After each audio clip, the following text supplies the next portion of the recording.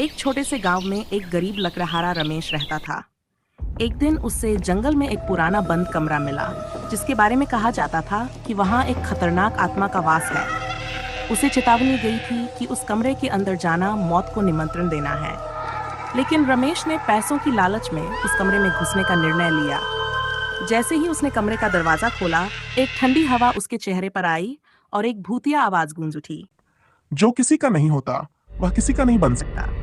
रमेश ने देखा कि उसके आसपास अंधेरा छा गया है और हर कोने में अजीब सी परछाइयां दिखने लगी। अचानक आत्मा प्रकट हुई और उससे कहा, यहाँ आने वाले हर इंसान की मौत निश्चित है, लेकिन मैं तुम्हें एक मौका दूंगी। रमेश ने डरी हुई आवाज में पूछा।